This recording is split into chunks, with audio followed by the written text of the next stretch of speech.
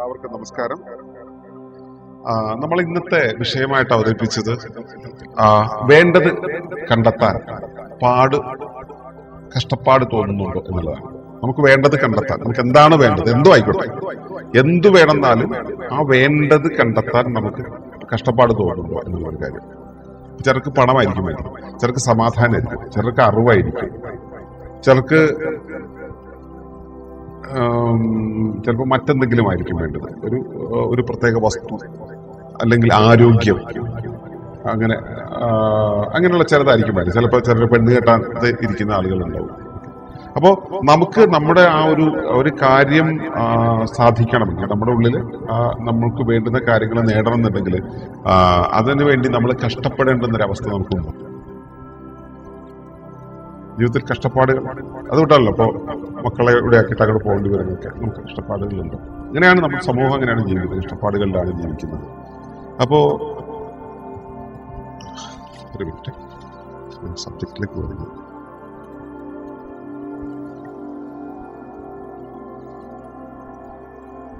അപ്പോ അത് ചുറ്റുപാടും നിറഞ്ഞിരിക്കുന്നത് അറിയാത്തത് കൊണ്ടാണ്. നിങ്ങൾ എന്തിനെയാണോ തേടുന്നത്, നിങ്ങൾ തേടുന്നത് എന്താണെന്നുള്ളത് നിങ്ങൾക്ക് അറിയാത്തത് കൊണ്ടാണ് ഈ ഒരു കഷ്ടപ്പാട് വരുന്നത്.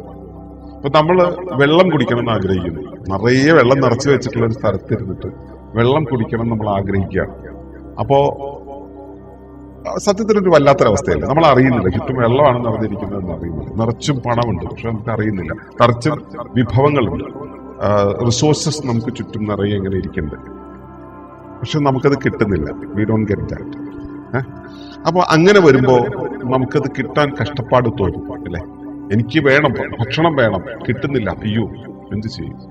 സമ്പത്ത് വേണം, കിട്ടുന്നില്ല. ആരോഗ്യം വേണം, കിട്ടുന്നില്ല, എന്ത് ചെയ്യും. നമ്മുടെ വ്യാകുലതകളാണ്. അപ്പോ ഇത് എന്തുകൊണ്ടാണ് അങ്ങനെ നമുക്ക് തോന്നുന്നത് എന്നുള്ളതാണ്. അത് ചുറ്റും അവൈലബിൾ ആണെന്ന് നമ്മൾ അറിയാത്തത് കൊണ്ടാണ്. ചുറ്റും അവൈലബിൾ ആണ് എന്നുള്ളതിന്റെ ഒരു വെളിച്ചത്തിലാണ് നമ്മൾ ഇന്നത്തെ വിഷയം പറഞ്ഞത്. എല്ലാം നൽകുന്ന പ്രകൃതി, എല്ലാം നൽകുന്ന പ്രകൃതി എന്നുള്ളതിന് ഒരു സബ് ടൈറ്റിലായിട്ട് കൊടുത്തിട്ടുള്ള ജീവിതത്തിൽ എങ്ങുമുള്ള പ്രകൃതിയെ പറ്റി, ജീവിതത്തിൽ എല്ലായിടത്തും നിറഞ്ഞു നിൽക്കുന്ന പ്രകൃതിയെ പറ്റിയാണ് പറയാനുള്ളത്. അപ്പൊ നിങ്ങളിവിടെ വന്നിട്ടുള്ളത് നേച്ചറിനെ അറിയാൻ വേണ്ടിയിട്ടാണ് അല്ലെ. എന്താണ് നേച്ചർ എന്നറിയാൻ വേണ്ടിയിട്ടാണ്, നേച്ചറിനെ അനുഭവിക്കാനാണ് ഇവിടെ വന്നത്.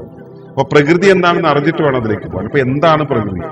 പ്രകൃതി എന്താണെന്ന് പറയുമ്പോൾ നമ്മൾ ആ സാധാരണ രീതിയിൽ ഇപ്പോൾ സ്കൂൾ കുട്ടികളോടാണ് നമ്മൾ ചോദിക്കുന്നതെങ്കിൽ എന്താണ് പ്രകൃതി നമ്മൾ ചോദിച്ചാൽ കാട്, മല, മരം, കടൽ എന്നൊക്കെ പറയും അല്ലെ. പ്രകൃതി എന്നുള്ള ചോദ്യത്തിന് ഉത്തരം അതാണ്. സാധാരണ ഇപ്പൊ നമ്മൾ സിലബസിൽ സ്കൂൾ സിലബസിലൊക്കെ കുറച്ച് മാറ്റങ്ങൾ വന്നിട്ടുള്ളത് കൊണ്ട് എന്താണ് പ്രകൃതി, ഇയർക്കെ എന്ന് அப்படி கேட்டாല് எங்கே இருக்கிற கடல், எங்கே இருக்கிற மரம், எங்கே இருக்கிற மலை அப்படி சொல்லுவாங்க സ്കൂൾ കുഴന്തകളല്ല. ഇപ്പോ ന്യൂ സിലബസ് അനുസരിച്ച് അവർ പറയുന്നത് നമ്മളും നമുക്ക് ചുറ്റുപാടുമുള്ളതാണ് പ്രകൃതി, പരിസ്ഥിതി എന്ന് പറയും. ഞാനും നമ്മുടെ ചുറ്റുപാടുമുള്ളതാണ് പരിസ്ഥിതി. ഇപ്പൊ ഞാനും എന്നുള്ള ഇപ്പോഴാണ് വന്നത്. പക്ഷെ ഇപ്പോഴും ഈ സ്കൂൾ കുട്ടികൾ പാഠത്തിന്റെ ഭാഗമായിട്ട് ഇത് പറയുന്നു എന്നല്ലാതെ എല്ലാവർക്കും ഈ സംഭവം അറിയില്ല. അതായത് ഞാൻ പ്രകൃതിയുടെ ഭാഗമാണ് എന്നുള്ള കാര്യം പലർക്കും അറിയില്ല. മക്കളോട് ചോദിച്ചറിയാം ഞാൻ പ്രകൃതിയാണെന്ന് അവർ പറയും. പക്ഷെ അവരും വളർന്നു വലുതാവട്ടെ, ഞാൻ പ്രകൃതിയാണെന്ന് അറിയില്ല, ഞാൻ പ്രകൃതിയുടെ ഭാഗമാണെന്ന് അറിയില്ല. ഇവിടെ നമ്മളിവിടെ പറഞ്ഞു വരുന്ന കാര്യം എല്ലാം നൽകുന്ന പ്രകൃതിയെ കുറിച്ചാണ്. എല്ലാം നൽകുന്ന പ്രകൃതിയെ കുറിച്ച് എന്ന് പറയുമ്പോൾ നമ്മൾ എന്തു ചോദിച്ചാലും തരുന്ന പ്രകൃതി എന്നുള്ളൊരവസ്ഥയാണ്. അപ്പൊ പ്രകൃതി എന്താണെന്ന് ആദ്യം ഒന്ന് അറിഞ്ഞാലാണ്. അപ്പൊ പറഞ്ഞു രാവിലെ കുറച്ചു മുമ്പേ ഡോക്ടർ ഇക്ബാൽ സംസാരിച്ചിരുന്നു എന്താണ് പ്രകൃതി എന്നുള്ളതിനെ കുറിച്ച് ഒരു ഡീറ്റെയിൽഡ് ആയിട്ടുള്ള ഒരു അവതരണം ഉണ്ടായിരുന്നു. അപ്പോൾ ഈ എല്ലാം നൽകുന്ന പ്രകൃതിയാണെങ്കിൽ പ്രകൃതിയെ നമ്മൾ കുറച്ചുകൂടി വിപുലമായിട്ട് മനസ്സിലാവണം. അഫ്സാ നമസ്കാരം, മോൻ ഇവിടെ ഉണ്ട് കേട്ടോ. നമസ്കാരം ഷൈന, നമസ്കാരം. അപ്പോ പ്രകർഷേണ കൃതമായത് എന്നുള്ളതാണ് പ്രകൃതി എന്നുള്ള വാക്കിന്. വിശേഷാൽ രൂപം കൊണ്ട്, വിശേഷമായിട്ട് രൂപം കൊണ്ടൊരു സാധനം. നിങ്ങൾ ജനിച്ചപ്പോ വേണ്ട, നിങ്ങൾക്ക് നിങ്ങളുടെ ആ 2 മക്കൾ ഉണ്ടായപ്പോ എന്തായിരുന്നു നിങ്ങളുടെ മാനസികാവസ്ഥ? എന്ത് സന്തോഷമായിരുന്നില്ലേ? എങ്ങനെയാ നമ്മളത് കൊണ്ടാടിയത് അല്ലെ. നമുക്ക് കുഞ്ഞുങ്ങൾ ഉണ്ടാവുന്ന സമയത്ത് ഇപ്പോ നീങ്ക മുന്നാടി சொன்ன அப்பா அம்மாவோட ஆங்ஸைட்டி அபவுட் சில்ட்ரன் ஏன்னா அவருக்கு குழந்தை கிடைக்கிறது ரொம்ப ഭാഗ്യം. അപ്പോ നമുക്ക് കുഞ്ഞുങ്ങൾ ഉണ്ടാവുന്നത് വളരെ വളരെ വിശേഷപ്പെട്ട ഒരു സംഭവമാണ്. വളരെ വിശേഷപ്പെട്ട ഒരു അവസ്ഥയിൽ നമുക്ക് അതിനെ കിട്ടുന്നത് കൊണ്ടാണ് നമ്മൾ കുഞ്ഞിന് പ്രാധാന്യം നൽകുന്നത്. അതുപോലെ വിശേഷമായി ഉണ്ടായതെന്തും പ്രകൃതിയാണ്. നമ്മൾ സാമ്പാർ ഉണ്ടാക്കാറുണ്ട്. സാമ്പാർ കുറെ കഷ്ണങ്ങൾ മുറിക്കുന്നു, കുറച്ചിട്ട് വേവിക്കുന്നു. അപ്പോൾ ഒരാൾ പറയും ഇന്ന് മസാല വേണ്ട, അന്ന് മസാല കുറച്ച് എരിവ് വേണം, കുറച്ച് എരിവ്, അല്ലെങ്കിൽ ഇന്ന് നിറയെ ഉപ്പ് വേണം, അല്ലെങ്കിൽ ഒരാൾക്ക് തേങ്ങ അരച്ച് വേണം. തേങ്ങ അരക്കേണ്ട നമ്മൾ ഡിസൈൻ ചെയ്യുന്നു. ആ ഒരു പ്രോസസ്സ് നമ്മൾ ഡിസൈൻ ചെയ്തു. നമ്മൾ ഡിസൈൻ ചെയ്ത പ്രോസസ്സ് അനുസരിച്ച് സാമ്പാർ ഉണ്ടായി. അങ്ങനെയാണ് കുഞ്ഞുണ്ടായത്. അങ്ങനെയാണോ മാങ്ങ ഉണ്ടായി? ഈ ധാബോക്കാരനെ പോലുള്ള ആളുകളൊക്കെ ഇപ്പോൾ മത്തൻ ഉണ്ടാക്കാനും കുമ്പളങ്ങ ഉണ്ടാക്കാനും സ്കെയില് വെച്ചിട്ടുണ്ടാക്കുന്ന കണക്കുകൾ എന്തത്ര? അത് നാച്ചുറൽ അല്ല. അത് പോട്ടെ. സ്വാഭാവികമായിട്ട് ഇവിടെ ഉണ്ടാകുന്നതൊന്നും പ്രകൃതിയാണ്. സ്വാഭാവികമായിട്ട് ഉണ്ടാവുന്നത്. നിങ്ങൾക്ക് ഒരു കുഞ്ഞിനെ ഉണ്ടാക്കാൻ കഴിയില്ല, കുഞ്ഞുണ്ടാവുകയാണ് ചെയ്യുന്നത്. ഒരു പൂവിനെ ഉണ്ടാക്കാൻ കഴിയില്ല, പൂവ് ഉണ്ടാവുകയാണ് ചെയ്യുന്നത്. തേനുണ്ടാക്കാൻ കഴിയില്ല, തേനുണ്ടാകുകയാണ് ചെയ്യുന്നത്. അല്ലെ? നമ്മൾ നിർമ്മിക്കാതെ തനിയെ ഉണ്ടാകുന്നതാണ് എന്തിന്റെയും പ്രകൃതി. ഒരു മാങ്ങ എടുത്താലും മാങ്ങ തനിയെ ഉണ്ടായതാണെങ്കിൽ അത് പ്രകൃതിയാണ്. അതിനെ നമ്മൾ വളവിട്ട് കുറെ രാസവസ്തുക്കളൊക്കെ ചേർത്ത് വെച്ച് ഉണ്ടാക്കുകയാണെങ്കിൽ അത് പ്രകൃതിയല്ല, വികൃതിയാണ്. അങ്ങനെ മാങ്ങ ഉണ്ടാക്കാൻ പറ്റുമോ എന്ന് സംശയമാണ് കേട്ടോ. അങ്ങനെ മാങ്ങ ഉണ്ടാക്കാൻ പറ്റുന്ന കാര്യം സംശയമാണ്. അതല്ല, ഇവിടെ പ്രകൃതി എന്ന് പറയുന്നത് സവിശേഷമായി രൂപം കൊള്ളുന്നതെങ്കിൽ അങ്ങനെ നോക്കുമ്പോൾ ഞാൻ പ്രകൃതിയാണ്. എന്റെ ബുദ്ധി കൊണ്ടാണ് എന്റെ വാക്ക് പ്രവർത്തിക്കുന്നത്. അല്ലേ? എന്റെ ബുദ്ധി കൊണ്ട് എത്ര കാലം പ്രവർത്തിക്കും. ഞാൻ ഉറങ്ങി എഴുന്നേറ്റ് ഇങ്ങനെ വരുന്ന സമയത്ത് മോനെ ഒന്ന് എഴുന്നേറ്റ് പോവാ എന്ന് അമ്മ പറയും. ഞാൻ വരാം. ഈ പറയുന്നത് അമ്മ വിളിച്ചു എന്നുള്ളത് കൊണ്ട് പ്രതികരിക്കണം എന്നുള്ളത് ശീലമാണ്. അതുകൊണ്ട് മാത്രം ഞാൻ പറയുന്നതാണ്. എനിക്കറിയില്ല ഞാൻ പറയുന്നു എന്നുള്ളത്. ചിലപ്പോഴൊക്കെ വെളുപ്പാങ്കാലത്ത് രാത്രി മുഴുവൻ ഡിസ്കഷനൊക്കെ ആയിട്ട് വെളുപ്പാങ്കാലത്ത് എല്ലാ ദിവസവും പ്രഭാത സംഘം ഉണ്ടല്ലോ. രാവിലെ എഴുന്നേറ്റ് ക്ലാസ് എടുക്കുന്ന സമയത്ത് ഞാൻ എന്താണ് ചെയ്യുന്നതെന്ന് എനിക്ക് വലിയ വിവരം ഉണ്ടാവില്ല. തനിയെ സംസാരിച്ചു കൊണ്ടേയിരിക്കും. ഈ ഫ്രൈഡേ വിസിറ്റിൽ തന്നെ പലപ്പോഴും വിഷയങ്ങൾ അവതരിപ്പിക്കുന്നത് ഞാൻ ആലോചിക്കാറില്ല. ഇതിങ്ങനെ പറഞ്ഞുകൊണ്ടിരിക്കുന്നത് സ്വാഭാവികമായി വരുന്നതാണ്. അതിനിടയിൽ ഒരാൾ വന്നിട്ട് പെട്ടെന്ന് ഇവിടെ മൈക്കോൺ ചെയ്തിട്ട് രണ്ടു വർത്താനം പറഞ്ഞാൽ മതി. എന്റെ ശ്രദ്ധ പോകും. പിന്നെ അത് ഞാനിങ്ങനെ നോക്കിക്കഴിഞ്ഞിട്ട് എന്താ പറഞ്ഞത് എന്ന് ചോദിക്കും. കണക്ഷൻ പോകും. അവിടെ നിന്നുള്ള ഫ്ലോ പോകും. സവിശേഷം എന്ന് വെച്ചാൽ സ്പെഷ്യൽ ആയിട്ടുണ്ടായത്, അതാണ് പ്രകൃതി. നമ്മളെല്ലാം പ്രകൃതിയാണ്. ഈ പ്രകൃതിയിൽ എന്തൊക്കെയുണ്ടെന്ന് ചോദിച്ചെങ്കിൽ പ്രകൃതിയിൽ ഇവിടെ കാണുന്നതെല്ലാം പ്രകൃതിയാണ്. നമ്മൾ പറയും ഇതൊന്നും പ്രകൃതിയല്ല, മൊബൈൽ. പ്രകൃതി പരിസ്ഥിതി വിഷയങ്ങൾ പറയുന്ന ആളുകൾ മൊബൈൽ ഫോൺ ഉപയോഗിക്കരുതെന്ന് പറയും. മൊബൈൽ പ്രകൃതിയല്ല, പ്രകൃതിക്ക് വെളിയിൽ നിന്നും വന്നതാണ്. ഈ മൊബൈൽ പ്രവർത്തിക്കുന്നത് എങ്ങനെയാണ്? ഇവിടെ നമ്മൾ ഉപയോഗിക്കുന്ന ഈ ക്യാമറ പ്രവർത്തിക്കുന്നത് എങ്ങനെയാണ്? ഈ ആംപ്ലിഫയർ പ്രവർത്തിക്കുന്നത് എങ്ങനെയാണ്? ഇവിടെയുള്ള ഈ സംവിധാനങ്ങളെല്ലാം പ്രവർത്തിക്കുന്നത് എങ്ങനെയാണ്? അതിന്റെ പുറകിൽ ടെക്നോളജിയാണ് വർക്ക് ചെയ്യുന്നത്. അല്ലെ? ടെക്നോളജി. ഈ ടെക്നോളജി എന്ന് പറഞ്ഞാൽ പ്രപഞ്ചത്തിന്റെ വെളിയിൽ ഏതോ സ്ഥലത്തു നിന്നും വന്നതാണോ? ആണോ? പ്രപഞ്ചം എന്ന് പറയുന്നതിന്റെ അകത്തുള്ള നിയമങ്ങളെ നമ്മൾ മനസ്സിലാക്കി അതിനെ നമുക്ക് വേണ്ടുന്ന രീതിയിൽ ഒന്ന് വളയ്ക്കുകയോ തിരിക്കുകയോ ചെയ്ത് ഉപയോഗിച്ചപ്പോഴാണ് സാങ്കേതിക വിദ്യയും സാങ്കേതിക ജ്ഞാനവും നമുക്കുണ്ടായത്. നമ്മളതിന് ഇക്കോ മിമിക്രി എന്ന് പറയും. പ്രകൃതിയെ അനുകരിക്കുക എന്നുള്ളൊരവസ്ഥയാണ്. അപ്പൊ പ്രകൃതി എന്നുള്ളത് സ്വാഭാവികമായി പ്രവർത്തിച്ചു പോരുന്ന ഒരു സംവിധാനം. അതെ, സാങ്കേതിക വിദ്യ. നമുക്ക് ചുറ്റുമുള്ള ഈ സാധനങ്ങളെല്ലാം ഉണ്ടാവുന്നതിന്റെ സാങ്കേതിക വിദ്യ. ഈ സാങ്കേതിക വിദ്യയ്ക്ക് വേണ്ടുന്ന അറിവ് അല്ലെങ്കിൽ അതിന്റെ സങ്കേതത്തെ നമ്മൾ എടുക്കുന്നത് പ്രകൃതിയിൽ ഇതെങ്ങനെ പ്രവർത്തിക്കുന്നു എന്നുള്ളത് കണ്ടറിഞ്ഞിട്ടാണ്. ഒരു ദിവസം കൊണ്ട് നമ്മൾ എങ്ങനെയാണ് മൊബൈൽ ഫോൺ വർക്ക് ചെയ്യുന്നത് എന്നുള്ളതിനെ കുറിച്ചുള്ള സാങ്കേതിക വിദ്യ പ്രകൃതിയിൽ നിന്ന് കണ്ടെത്തിയതല്ല. നമ്മൾ ഒരിക്കൽ ഒരു സാങ്കേതിക വിദ്യ അല്ലെങ്കിൽ ഒരു സങ്കേതത്തെ പ്രകൃതിയിൽ നമ്മൾ അനുകരിച്ച ഒരു കാര്യം ചെയ്തു. അതിനെ വികസിപ്പിക്കാനായിട്ട് നമ്മൾ അടുത്തത് എന്ത് ചെയ്യാം എന്നുള്ളത് അതിനകത്ത് തന്നെ നിരീക്ഷണങ്ങളോ അതിനെ പുറത്തുള്ള നിരീക്ഷണങ്ങളോ ചെയ്തപ്പോൾ കണ്ടു, കുറച്ചുകൂടെ വികസിപ്പിച്ചു. അങ്ങനെ പതുക്കെ നമ്മൾ അത് ഡെവലപ്പ് ചെയ്തിട്ട് നമ്മൾ കൊണ്ടുവന്ന ഒരു കാര്യമായിരുന്നു. അപ്പോൾ അങ്ങനെ കൊണ്ടുവന്ന ഒരു കാര്യത്തിലൂടെയാണ് സാങ്കേതിക വിദ്യകൾ ഉണ്ടായിട്ടുള്ളത്, സാങ്കേതിക ഉപകരണങ്ങൾ ഉണ്ടായിട്ടുള്ളത്. അതും പ്രകൃതി തന്നെയാണ്. അപ്പൊ എന്താണ് പ്രകൃതി എന്നുള്ളതാണ് നമ്മുടെ വിഷയം. അപ്പൊ പ്രകൃതി എന്ന് പറയുന്നത് എവിടെയോ കാണുന്ന മല, എവിടെയോ കാണുന്ന മരം, എവിടെയോ കാണുന്ന ചെടി, ഇതൊന്നുമല്ല. എനിക്ക് ചുറ്റുമുള്ള പരിസ്ഥിതി എന്ന് പറയുന്നതുമല്ല. ഞാനാണ്, എന്റെ അകത്തുള്ള ജീവനാണ്. ജീവൻ தெரியுமா? எனக்கு உள்ள இருக்கிற உயிர் கூட நான் இயற்கை தான். பிரகிருதினா இயற்கை. അപ്പൊ എന്റെ ഉള്ളിലുള്ള പ്രകൃതി എന്ന് പറയുന്നത്, അല്ല, എന്റെ ഉള്ളിലുള്ളതും എന്റെ ഉള്ളിലുള്ള ജീവനും എന്റെ ചിന്തയും എന്റെ മനസ്സും ഒക്കെ പ്രകൃതിയാണ്. അതിൽ ഭൗതികമായ രൂപത്തിൽ കാണുന്നതിനെ നമ്മൾ അതാ കാണുന്ന ദൃശ്യപ്രകൃതി എന്ന് പറയും. ഭൗതികമായി കാണുമ്പോൾ അത് ദൃശ്യപ്രകൃതി അല്ലെ. നമുക്ക് തൊട്ട് കാണിക്കാൻ പറ്റും. തൊട്ട് ഇതാണ് സാധനം, മാങ്ങ, ചക്ക, മറ്റേ പശു, ആട്, കോഴി എന്നൊക്കെ പറഞ്ഞിട്ട് നമുക്ക് ഇങ്ങനെ തൊട്ട് കാണിക്കാൻ പറ്റുമ്പോൾ അത് ഭൗതിക രൂപം. അതിനെ ആ രൂപത്തിലേക്ക് കൊണ്ടുവന്ന ഒരു കാര്യം ഉണ്ടാവും. അതിനെ ആ രൂപത്തിലേക്ക് കൊണ്ടുവന്നു. ഇപ്പൊ ഒരു മാങ്ങ ഉണ്ടെങ്കിൽ മാങ്ങയാക്കി കൊണ്ടുവന്നത് ഒരു കാര്യം ഉണ്ടാവും. അതിനെയാണ് നമ്മൾ സാധാരണ രീതിയിൽ ജീവൻ എന്ന് പറയുക. തൽക്കാലത്തേക്ക് ഞാൻ അങ്ങനെ പറഞ്ഞു പോകുന്നു കേട്ടോ, ഡീറ്റെയിൽ ചെയ്യുന്നില്ല ഇവിടെ. അപ്പോ ഭൗതികമായ ഒരു രൂപമാണ് നമ്മൾ തൊട്ടറിയുന്നത്. അതുപോലെ തന്നെ ആ ഭൗതികമായ രൂപത്തെ അങ്ങനെ സംഘടിപ്പിച്ച അതിനൊരു ഓർഗനൈസേഷൻ ഉണ്ടാവും. We used to call it phenomena, life, in many ways we used to call. അപ്പോൾ നമ്മൾ ഈ രണ്ടാമത്തെ സാധനം എന്ന് പറയുന്നത് അതിന്റെ ഫിനോമിനയാണ്. നിങ്ങൾക്ക് ഞാൻ ഈ പറയുന്ന സാധനം ഉണ്ടോ എന്ന് നോക്കിയാൽ മതി. നിങ്ങളുടെ ശരീരത്തിൽ അല്ലെങ്കിൽ നിങ്ങൾ എന്നുള്ള വ്യക്തിക്ക് സാധനം ഉണ്ടോ? നിങ്ങൾക്ക് ഭൗതികമായ ഒരു ശരീരമുണ്ടോ? ഉണ്ടല്ലോ. നിങ്ങൾക്ക് ജീവൻ എന്നുള്ളൊരു അവസ്ഥയുണ്ടോ? നിങ്ങളെ ഉരുവാക്കുന്നത് അല്ലെ? ഉരുവാക്കുക മാത്രമല്ല, നിങ്ങൾക്ക് എന്തെങ്കിലും കേടുപാടുകൾ വന്നാൽ മാറ്റുന്നത് ആരാ? ഇതിനാണ്. നിങ്ങളുടെ ശരീരത്തിൽ കേടുപാടുകൾ വന്നാൽ മാറ്റുന്ന ആരാ? ജീവനാണ് അല്ലെ. അപ്പൊ ജീവൻ എന്ന് പറയുന്നത് രണ്ടാമത്തെ കാര്യം. മൂന്നാമത്, ഈ ജീവൻ എങ്ങനെ പ്രവർത്തിക്കണം? ജീവൻ ഇപ്പോൾ എങ്ങനെ പ്രവർത്തിക്കണം? എന്റെ ജീവനുള്ള ശരീരം ഞാൻ ഇവിടെ ഇരിക്കുന്നു, ഞാൻ നിങ്ങളോട് വർത്തമാനം പറയണം. എന്തു പറയണം? ഞാൻ ഇങ്ങനെ പറയണോ? വേറൊരു രൂപത്തിൽ പറയണോ? ഞാനിങ്ങനെ എന്റെ ഉള്ളിൽ കുറെ ചിന്തകൾ ഇങ്ങനെ നടക്കുന്നുണ്ടല്ലോ.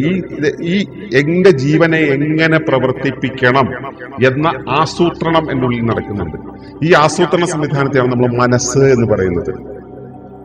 നമ്മൾ രാവിലെ നേരത്തെ കോട്ടക്കാർ ചെയ്യുന്ന സമയത്ത് ബാറ്റിന് എങ്ങനെ ഇടണം, ഇങ്ങനെയല്ല വേറൊരു രൂപത്തിലാണ് നോക്കുമ്പോൾ ഇങ്ങനെയല്ലല്ലേ, അങ്ങനെയാണല്ലേ അല്ലെ. മോൾ അതനുസരിച്ച് മാറ്റങ്ങൾ വരുത്തിയില്ലേ? ഈ മാറ്റം വരുത്തിയത് എന്തുകൊണ്ടാ? മോൾക്ക് മനസ്സുള്ളത് കൊണ്ടാണ് അല്ലെ.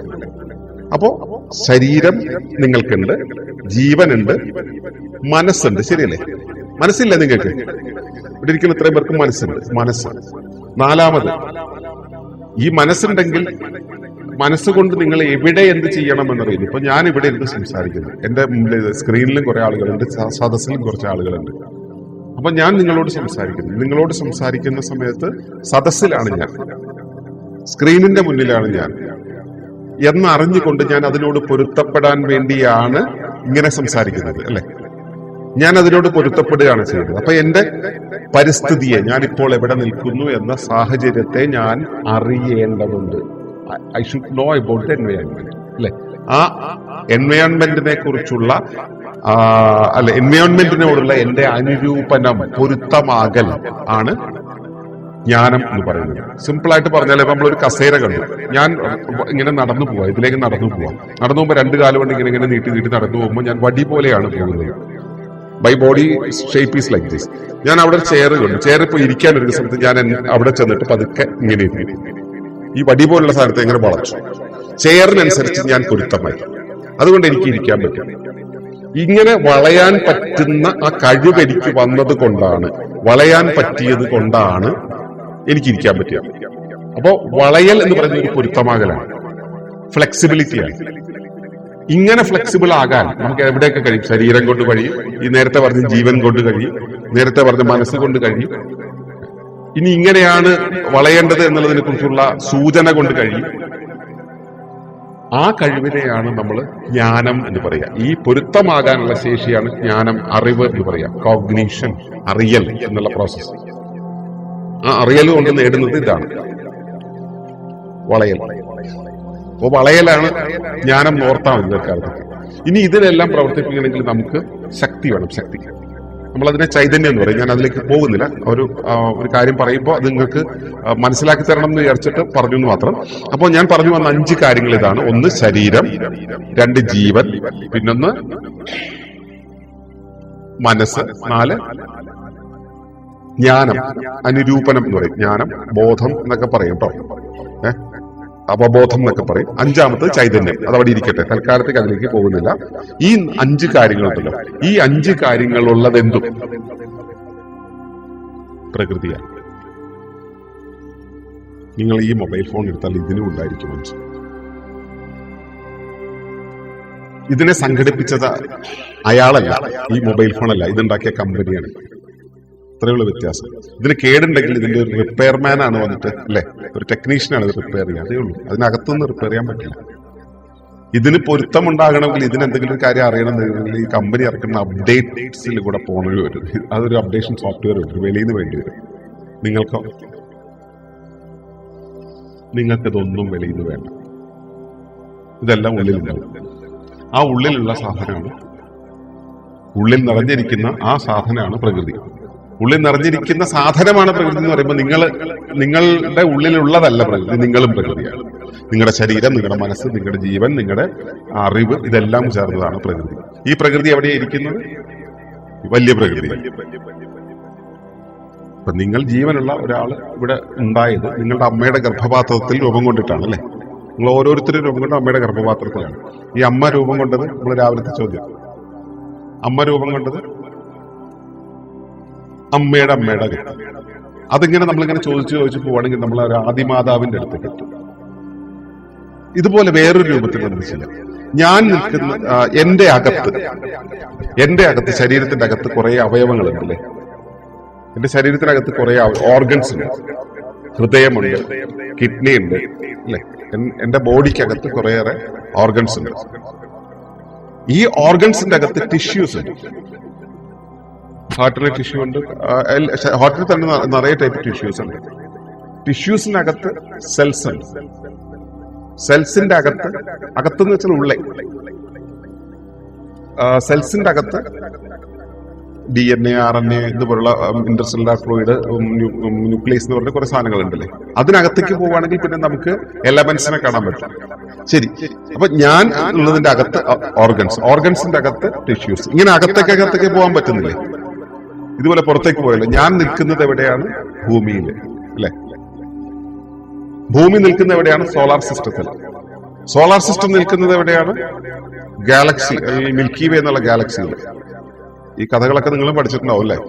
നിങ്ങൾ ആരെങ്കിലും പോയി കണ്ടോ ഇതെങ്ങനെയാണ്? ഇത് നമ്മുടെ വിശ്വാസത്തിന്റെ പുറത്ത് വരെ പറച്ചിൽ പറയുന്നതാണ്. ഇതൊക്കെയാണ് സയൻസ് എന്നാണ്, ഇതൊക്കെ ശാസ്ത്രമാണ് നമ്മൾ പറയുന്നത്. അവിടെ ഇരിക്കട്ടെ, നമ്മളതൊന്നും പോയി കണ്ടിട്ടുള്ളതല്ല. നമ്മളൊക്കെ ആരെങ്കിലും പറയുന്നത് കേട്ടോ അനുമാനിച്ചതോ ആയിട്ടുള്ള കാര്യങ്ങൾ പഠിക്കുന്നു, അത് വെച്ച് പറയുന്നു. നിങ്ങൾക്ക് കാര്യങ്ങൾ മനസ്സിലാകാൻ വേണ്ടിയാണ് ഞാൻ ഇങ്ങനെ പറയുന്നതെന്ന് മാത്രം. അപ്പോ അങ്ങനെ വന്നു നമ്മൾ പ്രപഞ്ചം വരെ എടുക്കുക. പ്രപഞ്ചം ഒന്ന് വലിയൊരു കൂട്, ഒരു വലിയ ഗർഭപാത്രം. പ്രപഞ്ചത്തിന്റെ ഗർഭപാത്രത്തിൽ കുറെ ഗാലക്സികളുണ്ട്. ഗാലക്സികളുടെ ഗർഭപാത്രത്തിനകത്ത് കുറെ സൗരയൂഥങ്ങൾ ഉണ്ടാവും. സൗരയൂഥങ്ങളുടെ അകത്ത് സോളാർ സിസ്റ്റത്തിന്റെ ഗർഭപ്പൈക്കുള്ള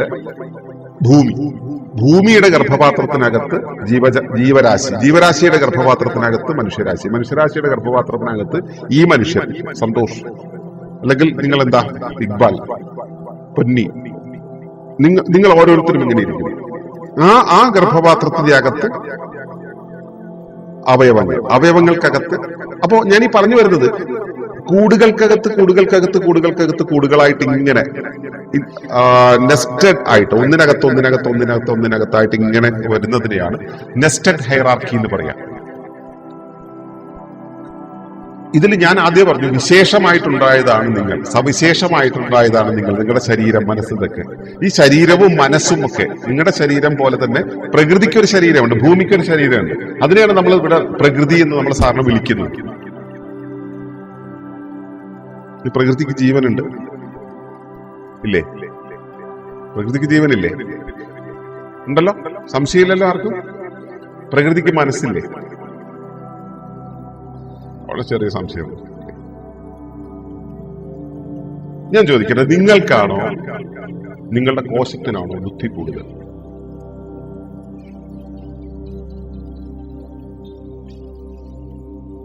കോശത്തിന് ബുദ്ധിയുണ്ടല്ലോ, അല്ലെ? അതോ നിങ്ങളുടെ ബുദ്ധി മാത്രമേ ഉള്ളൂ? നിങ്ങൾക്ക് മാത്രമേ ബുദ്ധിയുള്ളൂ?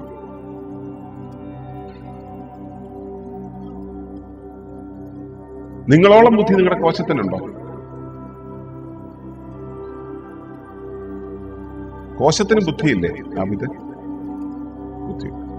നിങ്ങളോളം ബുദ്ധി കോശത്തിനുണ്ടോ? അറിയില്ല, ഉണ്ടാകാൻ വഴിയില്ലല്ലോ. എന്നുവെച്ചാൽ നമ്മൾ പേറുന്ന ഒരു ചെറിയ സാധനമാണ് ഈ കോശം. അപ്പൊ നമ്മളോളം ബുദ്ധി അതിനകത്തില്ല. നമ്മളോളം വികാരം അതിനില്ല, നമ്മളോളം ഒന്നും അതിനകത്തില്ല. അപ്പൊ വെറുതെ ഒന്ന് ആലോചിച്ചാൽ മതി. നമ്മളെ പേറുന്ന ഭൂമിക്കാണോ നിങ്ങൾക്കാണോ കൂടുതൽ ബുദ്ധി? നിങ്ങളെ പേറുന്ന ഭൂമിക്കാണോ നിങ്ങൾക്കാണോ കൂടുതൽ ജീവൻ? നിങ്ങളെ പേറുന്ന ഭൂമിക്കാണോ നിങ്ങൾക്കാണോ കൂടുതൽ മനസ്സ്?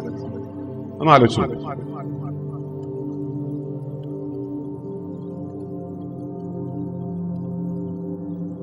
ഇനി വേറൊരു കാര്യം, നമ്മുടെ ചോദ്യത്തിനുള്ള ഉത്തരം ആണല്ലോ വേണ്ടത്. നമുക്കിതൊക്കെ എന്തും തരുന്ന മതി. ഒരു കാര്യം ചെയ്യാം, എനിക്ക് ആ ടൈറ്റിൽ ഒന്ന് എഴുതി ഇവിടെ നിന്ന് വെച്ചു തരും. ഞാൻ ടൈറ്റിൽ മറന്നു. ടൈറ്റിൽ ആ 3 സെന്റൻസസ്. അപ്പോ നമുക്ക് ഞാനൊരു കാര്യം ചോദിക്കട്ടെ, നിങ്ങൾക്ക് വിശപ്പ് വരുന്നത് എപ്പോഴാണ്? നമ്മൾ നേരത്തെ ഇക്ബാൽ അതിനെക്കുറിച്ച് സംസാരിച്ചിട്ടുണ്ട്. വിശപ്പ് വരുന്നത് എപ്പോഴാണ്? ശരീരത്തിന്റെ മെറ്റാബോളിക് ആക്ടിവിറ്റി ആവശ്യമുള്ള സമയത്താണെന്ന് വേണേൽ പറയാം. അത് നിങ്ങൾ അംഗീകരിക്കും. ശരീരത്തിന് മെറ്റാബോളിക് ആക്ടിവിറ്റി ആവശ്യമുള്ളപ്പോഴാണെന്ന് നിങ്ങൾ പറയുന്നു. ഇപ്പോൾ ഒരു കോശത്തിന് അതിന് വേണ്ടുന്ന റീബിൽഡിംഗ് പ്രോസസ് നടക്കണം, അല്ലെ? സെൽസിൽ റീബിൽഡിംഗ് നടക്കണം. ആ റീബിൽഡിംഗ് നടക്കുന്നതിനാണ് നമ്മൾ മെറ്റാബോളിസം എന്ന് പറയുക. അപ്പൊ മെറ്റാബോളിക് ആക്ടിവിറ്റീസ് ആവശ്യമുണ്ടെങ്കിൽ അതിന് ന്യൂട്രിയൻസ് വേണം, ചുറ്റുപാടിന് ന്യൂട്രിയൻസ് വേണം. അപ്പോൾ ന്യൂട്രിയൻസ് എവിടെ നിന്നാ ചോദിക്കാം? സെൽസിന് ന്യൂട്രിയൻസ് വേണ്ടപ്പോൾ അത് ഇന്റർ സെല്ലുലാർ ഫ്ലൂയിഡിൽ നിന്നാണ് അത് എടുക്കുക. ആ ഇന്റർ സെല്ലുലാർ ഫ്ലൂയിഡ് എന്ന് പറയുന്ന സംഭവമാണ് അതിന്റെ എൻവയോൺമെന്റ്. ആ എൻവയോൺമെന്റിൽ അതുപോലെയുള്ള മറ്റ് സെൽസ് ഉണ്ട്. ആ മറ്റ് സെൽസിന്റെ എല്ലാം ആ ഇന്റേണൽ പാർട്ട്, ഒരു ഏരിയയിൽ, ഇന്റേണൽ സ്പേസിൽ നിന്നാണ് ഫുഡ് എടുക്കുക. ആ ഇന്റേണൽ സ്പേസ് എല്ലാം കൂടെ ചേർന്നതിനെയാണ് നമ്മൾ സാധാരണ പറയുക ടിഷ്യൂ എന്ന്. അപ്പോ സെൽസിന് ഫുഡ് കൊടുക്കുന്നത് ആരാണ്? ടിഷ്യൂ, അല്ലെ? എപ്പോഴാണ് ടിഷ്യൂ കൊടുക്കുക? സെല്ല് ചോദിക്കുന്നു, എനിക്ക് ഇത്തിരി ഭക്ഷണം തരുമെന്ന് ചോദിച്ചാൽ ടിഷ്യൂ അതങ്ങോട്ട് കൊടുക്കും. അടുത്തത്, ടിഷ്യൂവിന് ഭക്ഷണം വേണം എന്ന് തോന്നി, ടിഷ്യൂവിന് സ്കേഴ്സിറ്റി വന്നു, ഈ മെറ്റാബോളിക് ആക്ടിവിറ്റിക്ക് സപ്ലൈ ചെയ്യണമല്ലോ. ടിഷ്യൂവിന് വേണമെങ്കിൽ ടിഷ്യൂ എന്ത് ചെയ്യും? ഓർഗണോട് ചോദിക്കും, അല്ലെ? ഓർഗണോട് ചോദിക്കും. അപ്പൊ ഓർഗൻ ഉടനെ തന്നെ ഫുഡ്, അവൈലബിൾ ഫുഡ് എടുത്ത് കൊടുക്കും. ഈ ഓർഗൻ ആരോടെ ചോദിക്കുക? ഓർഗാനിസത്തോട്, ജീവിയോട് ചോദിക്കും. നിങ്ങൾക്ക് വയറിന് അല്ലെങ്കിൽ ശരീരത്തിന് വിശപ്പ് തോന്നുമ്പോൾ അത് നിങ്ങളോട് ചോദിക്കും, വിശക്കുന്നു എന്നുള്ള ചോദനയുടെ രൂപത്തിൽ ഒരു വിളി വരും, അല്ലേ? ഉടനെ നിങ്ങൾ എന്താ ചെയ്യുക? മിണ്ടാതിരി വയറെ. ഏതൊരു പാട്ടുണ്ടല്ലോ, നാടൻ പാട്ട്, താനാം തന്നെ അല്ല, അത് തകരയുടെ പാട്ടില്ലേ? അതിന് അവസാനം വരുന്നുണ്ട്, ഇങ്ങനെ മടങ്ങി അവിടെ കിടന്നോ, കുടലെ എന്ന് പറയുന്ന ഒരു ഭാഗമുണ്ട്. അതുപോലെ കുടലെ നീ അവിടെ കിടന്നോ എന്നാണ് നമ്മൾ പറയാ. വിശന്നു കഴിഞ്ഞാൽ വഴി കൂടെ പോണ സാധനത്തിന് എന്തെങ്കിലുമൊക്കെ പിടിച്ചു തിരിഞ്ഞു, ഇല്ലേ? കുറച്ച് പക്വത വന്നവര് ചിലപ്പോ അടുത്ത ഭക്ഷണം കിട്ടുന്നവരൊന്ന് കാത്തിരിക്കുമായിരിക്കും. പക്ഷെ മിക്കവാറും പേരും ചെയ്യുന്ന എന്താ, വിശന്നു കഴിഞ്ഞാൽ കിട്ടുന്ന സാധനത്തെ പിടിച്ചു പറിച്ചിട്ടുണ്ട്. അപ്പൊ എനിക്ക് വിശന്നു കഴിഞ്ഞാൽ ഞാൻ ഉടനെ തന്നെ എന്റെ അമ്മയോട് ചോദിക്കും, അമ്മേ ഭക്ഷണം തരുമെന്ന്. അമ്മ ആരോടാ ചോദിക്കുക? മോള് നേരത്തെ പറഞ്ഞ പോലെ മോള് ആണെങ്കിൽ അച്ഛനോടാ ചോദിക്കുക, അല്ലെ? അപ്പോ ഭക്ഷണം വേണമെങ്കിൽ ഭക്ഷണം വേണമെന്ന് പറയുമ്പോ അവിടെ അവര് ചോദിക്കുക ആരോടാ? കൃഷിയിടത്തോട് ചോദിക്കും. നേരിട്ടാണ് കൃഷിയിടത്തോട് ചോദിക്കുന്നത്, അല്ല, ചന്തയോട് ചോദിക്കും. ചന്ത കർഷകനോട് ചോദിക്കും, കർഷകൻ കൃഷിയിടത്തോട് ചോദിക്കും. അങ്ങനെ ഈ ചോദ്യങ്ങളുടെ ഒരു ചെയിനുണ്ട്. എനിക്ക് വേണമെന്ന് പറയുമ്പോൾ അത് എവിടെ നിന്ന് കിട്ടുന്ന അറിയാൻ വേണ്ടിയുള്ള ഒരു അന്വേഷണം പല സ്ഥലങ്ങളിൽ നിന്ന് നമ്മൾ അന്വേഷിക്കും. അപ്പോ എനിക്ക് വേണം, എനിക്ക് ഭക്ഷണം വേണം എന്നുള്ള, അപ്പൊ ഞാൻ എനിക്ക് ചുറ്റുള്ള എക്സ്റ്റേണൽ എൻവയോൺമെന്റിൽ നിന്നും ഞാൻ ഭക്ഷണം വേണം എന്ന് പറഞ്ഞിട്ട് ഞാനത് എടുത്ത് കഴിക്കും. നോക്കിയോളൂ, സെൽസ് ടിഷ്യൂവിനോട് ചോദിച്ചു, ടിഷ്യൂ കൊടുത്തു. ടിഷ്യൂ ഓർഗനോട് ചോദിച്ചു, ഓർഗൻ കൊടുത്തു. ഓർഗൻ ഓർഗാനിസത്തോട് ചോദിച്ചു, ഓർഗാനിസം കൊടുത്തു. ഓർഗാനിസം നേച്ചറിനോട് ചോദിച്ചു, നേച്ചർ കൊടുക്കുമോ ഇല്ലയോ? നേച്ചർ കൊടുക്കുമോ ഇല്ലയോ? കൊടുക്കും. ഇത്രയുള്ളൂ, സിമ്പിളായി. നിങ്ങൾ ചോദിക്കുന്നത് എന്തോ പ്രകൃതി തരും. നിങ്ങൾ എന്ത് ചോദിച്ചോ ചോദിച്ചത് പ്രകൃതി തരും. പക്ഷെ എങ്ങനെ ചോദിക്കണം എന്നുള്ളതൊരു കാര്യമുണ്ട്. വയറിളക്കം പോലെ തോന്നുന്നു, വയറിളക്കം പോലെ തോന്നുന്നു, എന്തോ കഴിച്ചതിന്റെ പ്രശ്നമാണ് എന്ന് തോന്നിയാൽ നിങ്ങൾ പോയിട്ട് ഉടനെ തന്നെ ഭക്ഷണം വാങ്ങിച്ചു കഴിക്കും. லூஸ் மோஷன் வந்தா நீங்க போய் சாப்பிடுவீங்களா? ഭക്ഷണം മുഴുവൻ പോയി വയർ എംറ്റി ആയി, അതുകൊണ്ട് ഭക്ഷണം കഴിക്കണം എന്ന് പറഞ്ഞവരെ എനിക്കറിയാം. ലൂസ് മോഷൻ വന്നിട്ട് അപ്പൊ അവരുടെ വിശപ്പ് എന്താ? ലൂസ് മോഷൻ ആവുന്നത് വയറ് കാലിയാക്കാൻ വേണ്ടി, വയറിന് പ്രശ്നം വന്നു അത് കാലിയാക്കാൻ പറ്റും. ആ സമയത്ത് വിശപ്പാണെന്ന് വിചാരിച്ച് ഭക്ഷണം കഴിക്കുന്നവരുണ്ട്. നേരത്തെ ഇക്ബാല് പറഞ്ഞില്ലേ, ഭക്ഷണം കഴിക്കണം എന്നുള്ളത് എങ്ങനെയാണ് നമ്മൾ അറിയുന്നത്? വാച്ച് നോക്കി ഉണ്ടാവുന്ന വിശപ്പ്. പുള്ളി അങ്ങനെയാണ് അത് വിശേഷിപ്പിച്ചത്. വാച്ച് നോക്കി ഉണ്ടാവുന്ന വിശപ്പ് അത് മെച്ചുവേർഡ് ഹങ്കർ ആണ്, അല്ല മെച്ചുവേർഡ് ഹങ്കർ. അപ്പൊ അങ്ങനെയുള്ള വിശപ്പ് വരുന്ന സമയത്ത് നമുക്ക് തോന്നലാണ്, വേണം എന്നുള്ള തോന്നലാണ്, യഥാർത്ഥത്തിൽ വേണം എന്നുള്ള അവസ്ഥയല്ല. അതുപോലെ നമ്മൾ പ്രകൃതിയോട് സംവദിക്കുന്നത് നമ്മളുടെ ഇത്തരം ചിന്തകൾ കൊണ്ട്, ലോജിക്ക് കൊണ്ടാണെങ്കിൽ പ്രകൃതിക്ക് ഈ സംഭവം കമ്മ്യൂണിക്കേറ്റ് ആവില്ല, ഭൂമിക്ക് ഇത് മനസ്സിലാവില്ല. കുടിയന്മാരെ കള്ളു കുടിക്കുന്നവരെ അറിയില്ല, നിറയെ കള്ളു കുടിക്കുന്നവരെ അറിയില്ല. മധു സാപ്പിടുற ആളുകൾ തെരിയുമല്ല, കാശില്ലാമ ഇരിക്കുന്ന ആളുകളെയും തെരിയുമല്ല. മധു കുടിക്കണം, ആന കാശില്ല, അവർക്ക് കിടക്കാമ പോകുക, പൈസ ഇല്ല, മദ്യം വേണം. പക്ഷെ നമ്മൾ വിചാരിക്കും ഇവരൊക്കെ എവിടുന്നാ പൈസ കിട്ടുന്നത്? അവന് വേറൊന്നിനും പൈസ ഉണ്ടാവില്ല, പക്ഷെ ഇതിന് പൈസ. അത് എന്തുകൊണ്ടാണ്? പൈസയല്ല ഉണ്ടാവുന്നത്, അവന്റെ നീഡ് എന്നുള്ള സാധനം പ്രകൃതിയിലേക്ക് അവന്റെ ഇമോഷന്റെ രൂപത്തിൽ വെളിയിലേക്ക് വരുന്ന സമയത്ത് ആ ഇമോഷനോട് പ്രകൃതി പ്രതികരിക്കുന്നതാണ്. കുട്ടപ്പ ഇത് 2 കഴിച്ചിട്ട് പോകുക എന്ന് പറയും. പ്രകൃതി മറ്റൊരു രൂപത്തിൽ, പ്രകൃതിയുടെ മറ്റൊരു രൂപത്തിൽ അത് കൊണ്ടു കൊടുക്കും.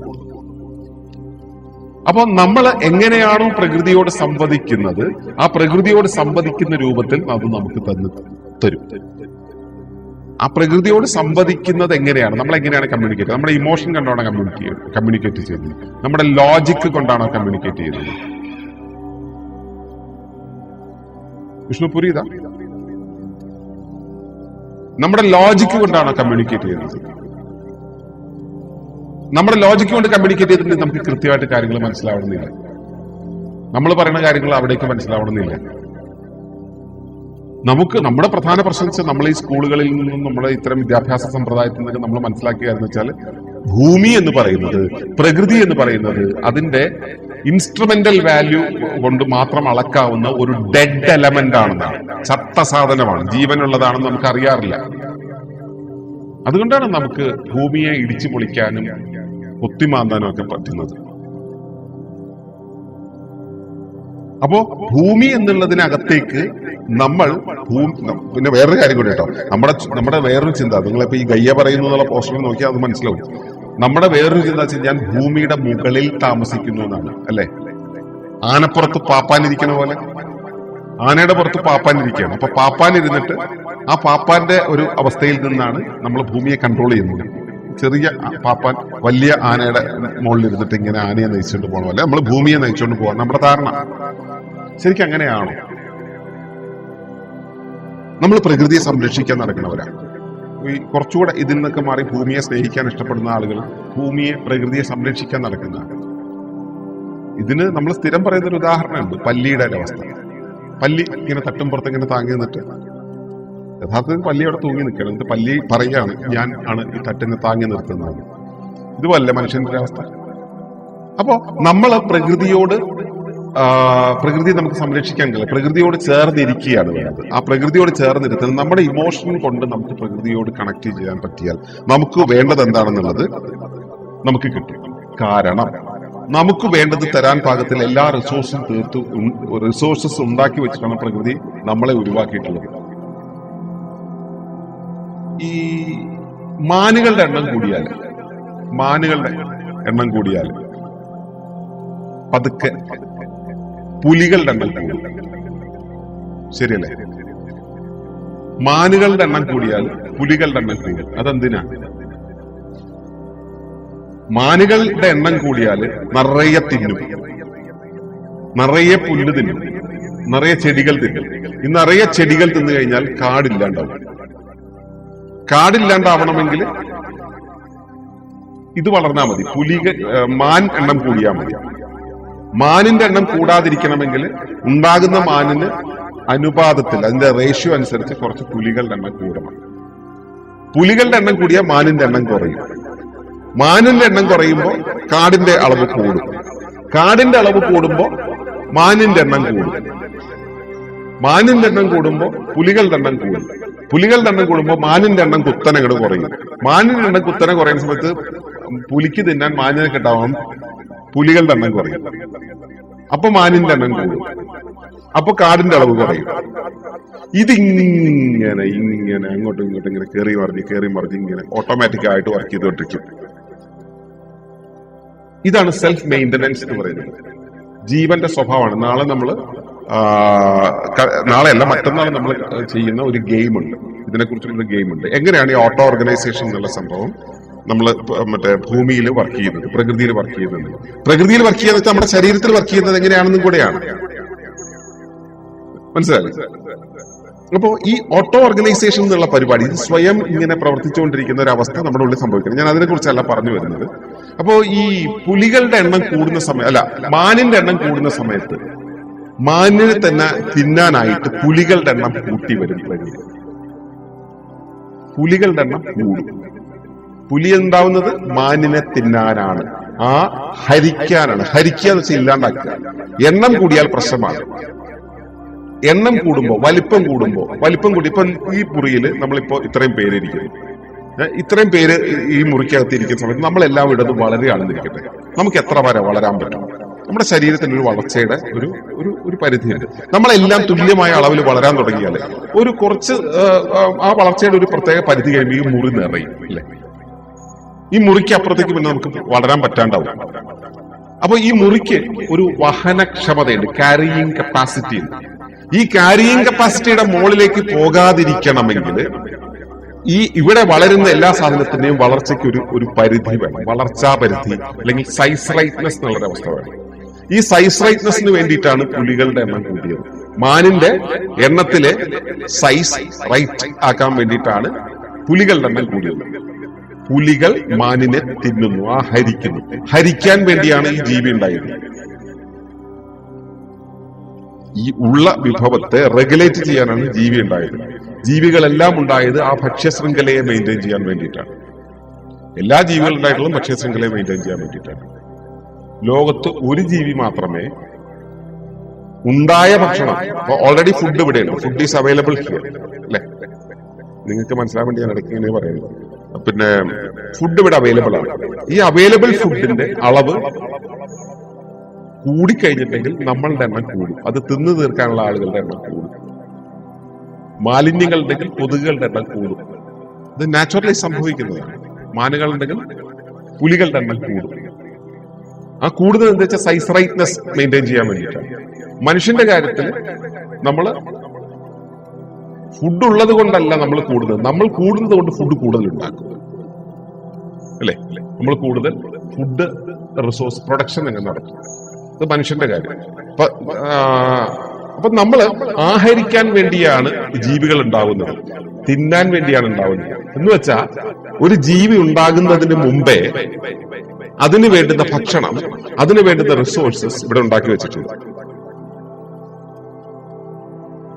നിങ്ങൾ ഉണ്ടാകുന്നതിന് മുമ്പേ ഉங்களுக்கும் முன்னாடியே உங்களுக்கு தேவையான உணவெல்லாம் உருவாக்கி வச்சதுக்கு அப்புறம் தான் இயற்கை உங்களையே உருவாக்குறது. அது அப்பா அம்மா மூலமா ரூபம் கொண்டு வந்தது நீங்க എന്ന് நீங்க நினைக்கிறீங்க. ஆனா இயற்கையோட உருவாக்கல. ஏன்னா இதெல்லாம் சாப்பிட்டு பருவப்படுத்த வேண்டியது உங்க பொறுப்பு. അതുമാതിരി നമ്മൾ ഇവിടെ ഈ ജീവികൾ ഉണ്ടാകുന്നത് എല്ലാം തന്നെ ഇവിടുത്തെ വിഭവങ്ങളെ നിയന്ത്രിക്കുന്നതിന് വേണ്ടിയിട്ടാണ് എന്നുള്ളപ്പോ നിങ്ങൾക്ക് മുമ്പ് തന്നെ വിഭവങ്ങളെല്ലാം ഇവിടെ അവൈലബിൾ അല്ലേ? നിങ്ങൾക്ക് വേണ്ടതെല്ലാം നിങ്ങൾക്ക് ചുറ്റും ഉണ്ടാകുന്നില്ലേ? ആ വിഭവം എന്ന് പറയുമ്പോൾ നമ്മൾ നേരത്തെ ഉപഭോഗ സംസ്കാരത്തെ കുറിച്ച് സംസാരിച്ചതുപോലെ വിഭവം എന്ന് പറയുമ്പോൾ നമുക്ക് എന്തുമാതിരി വിഭവങ്ങൾ ആവശ്യമുണ്ട് എന്നുള്ളതൊക്കെയുണ്ട്. എനിക്ക് 2 കാറ് വേണോ 3 കാറ് വേണോ എന്ന് ആലോചിക്കുന്നത്. കാറ് വേണോ എന്നല്ല ആലോചിക്കുന്നത്. 2 കാറ് വേണോ 3 കാറ് വേണോ, അത് ഇന്ന കമ്പനിയുടെ കാറൊക്കെ വേണോ അതോ മറ്റേ 2 കമ്പനിയുടെ കാറ് മതിയോ എന്ന് നമ്മൾ ആലോചിക്കുന്നത്. നമ്മുടെ വിഭവങ്ങളെ കുറിച്ചുള്ള നമ്മുടെ സങ്കല്പനം അങ്ങനെയാണ്. ഈ റിസോഴ്സസ് എന്നുള്ള സംഭവം നമുക്ക് ഇവിടെ അവൈലബിൾ ആയിട്ടുള്ളപ്പോൾ ആ അവൈലബിൾ റിസോഴ്സസ് അവിടെ ഉണ്ടായിട്ടാണ് നമ്മളെ ഉരുവാക്കിയത് എന്ന് നമ്മൾ അറിഞ്ഞാൽ നമ്മൾ പിന്നെ റിസോഴ്സസിന് വേണ്ടി ഓടേണ്ട കാര്യമുണ്ടോ? നമ്മൾ അതിനു വേണ്ടി തപ്പേണ്ട കാര്യമില്ല, തേടിപ്പോണ്ട കാര്യമില്ല. അതവിടെ അവൈലബിൾ ആണ്. അത് എവിടെയാണെന്നുള്ളത് നോക്കാനുള്ള കണ്ണുണ്ടായാൽ മതി, കാഴ്ച ഉണ്ടായാൽ മതി. ആ റിസോഴ്സ് എന്ന് പറയുന്നത് എന്താണെന്ന് കൂടി നമ്മൾ മനസ്സിലാക്കണം. എനിക്ക് BMW വേണം, എനിക്ക് യാത്ര ചെയ്യണം എന്നുള്ളപ്പോൾ എനിക്ക് കാലുകൾ ഉണ്ടോന്നാണ് നമ്മൾ ആലോചിക്കേണ്ടത്, BMW ഉണ്ടോന്നല്ല. നമുക്ക് വേണ്ടുന്ന വിഭവങ്ങൾ, നമുക്ക് സസ്റ്റെയിൻ ചെയ്യാനുള്ള എല്ലാ വിഭവങ്ങളും നമുക്ക് ചുറ്റുമുണ്ട്. നമുക്ക് സസ്റ്റെയിൻ ചെയ്യാൻ വേണ്ടത് മാത്രമല്ല, എത്രയോ ഇരട്ടി ഇരട്ടി ഇരട്ടി ഇരട്ടി റിസോഴ്സസ് നമുക്കുണ്ട്. അത്രയും റിസോഴ്സസ് ഉള്ളപ്പോഴാണ് നമ്മൾ ഇതിനെ ഉണ്ടാക്കാനായിട്ട് വീണ്ടും വീണ്ടും വീണ്ടും വീണ്ടും നമ്മൾ കഷ്ടപ്പെടുന്നത്. നമ്മളിവിടെ പറയുന്നു നമ്മുടെ ഇവിടുത്തെ ദാരിദ്ര്യം തീർത്തത്, നമ്മുടെ നാട്ടിലെ ദാരിദ്ര്യം മുഴുവൻ തീർത്തത് ഇവിടുത്തെ ചില പ്രത്യേകതരം കൃഷിരീതികളാണ്. ഭാരതത്തിലും കേരളത്തിലും മുഴുവൻ ദാരിദ്ര്യമാണെന്ന് പറയുന്നത്. കേരളത്തിൽ ദാരിദ്ര്യമാണോ ഉള്ളത്? ദാരിദ്ര്യം എന്നുള്ള സംഭവം വെച്ചാൽ ഭക്ഷണം കിട്ടാത്ത വിഭവ ദാരിദ്ര്യം നമുക്കുണ്ടോ, അതോ വിഭവ വിതരണത്തിലെ പ്രശ്നമാണ്? ഒറ്റപ്പാടിലെ മധു മരിച്ചത് പട്ടിണി കൊണ്ടാണെന്ന് പറയുന്നു. പട്ടിണി കൊണ്ടാണ് മരിച്ചത്. പട്ടിണി എന്നുള്ള അവിടെ കൃത്രിമമായിട്ട് ഉണ്ടാക്കിയതല്ല, വിഭവമില്ലാതെ. ഈ ലോക്ക്ഡൌൺ കാലത്ത് 2 കൊല്ലം ഒരു പ്രൊഡക്ഷനും ഇല്ലാതെ നിന്നപ്പോഴും നമുക്ക് വിഭവത്തിന് എന്തെങ്കിലും കുറവ് വന്നു? വിഭവങ്ങൾക്ക് ഇവിടെ അവൈലബിലിറ്റി കുറവൊന്നുമില്ല. അതെല്ലാം ഇഷ്ടം പോലെ വിതരണം ചെയ്യപ്പെട്ടിട്ടുണ്ട്. അതിനെ നമ്മളെ എടുക്കാനുള്ള വിവരം നമുക്ക് ഉണ്ടാവുക എന്നുള്ളത് മാത്രമേ ഉള്ളൂ. പിന്നെ എടുക്കേണ്ടതിന്റെ ഒരു എത്തിക്സ് ഉണ്ട്, ധാർമ്മികതയുണ്ട്, എത്ര എടുക്കണം എന്നുള്ളത്. അത് നമുക്ക് പിന്നീട് സംസാരിക്കേണ്ടല്ലോ. ഉപഭോഗ സംസ്കാരം എന്താണെന്നൊക്കെ മനസ്സിലാക്കിയാൽ മാത്രം അതിനെക്കുറിച്ച് ചിന്തിച്ചാൽ മതി. തൽക്കാലത്തേക്ക് നമ്മുടെ വിഷയം ഇതാണ്. വേണ്ടത് കണ്ടെത്താൻ കഷ്ടപ്പാട് തോന്നുന്നുവോ അത് ചുറ്റും നിറഞ്ഞിരിക്കുന്നത് അറിയാത്തത് കൊണ്ടാണ്. അപ്പോ എല്ലാം നൽകുന്ന പ്രകൃതി എന്നുള്ള ഒരു സംവിധാനത്തിൽ എല്ലാം നിങ്ങൾക്ക് നൽകിക്കൊണ്ടിരിക്കുന്നതാണ് പ്രകൃതി. പ്രകൃതി ഇത്രയേറെ കാര്യങ്ങളെ കരുതി വെച്ചിരിക്കുമ്പോൾ, ഇത്രയേറെ റിസോഴ്സസ് അബൻഡന്റ് ആയിട്ട് നിൽക്കുന്ന സമയത്ത് അവിടെ അവൈലബിൾ ആണെന്ന് തിരിച്ചറിയാണ് നമുക്ക് വേണ്ടത്. ഞാൻ എന്നുള്ളത് പ്രകൃതിയാണ്, എന്റെ മനസ്സ്, ചിന്ത, ശരീരം, ജീവൻ എല്ലാം പ്രകൃതിയാണ്. അങ്ങനെയുള്ളപ്പോ ഇവ ഇൻട്യൂൺ ആണെങ്കിൽ, ഇവയെല്ലാം തമ്മിൽ പൊരുത്തത്തിലാണെങ്കിൽ ഞാൻ പറയുന്നത് പ്രകൃതിക്ക് മനസ്സിലാവും. പ്രകൃതി എനിക്ക് വേണ്ടത് തന്നിരിക്കും. ഈ അനുഭവം എത്ര പേർക്കുണ്ട്? നിങ്ങളിൽ എത്ര പേർക്കുണ്ട്? ഞാൻ വേണം എന്ന് പറയുമ്പോൾ എനിക്ക് പ്രകൃതി തരുമെന്നുള്ള കാര്യം അനുഭവിച്ചവർ എത്ര പേരുണ്ട്?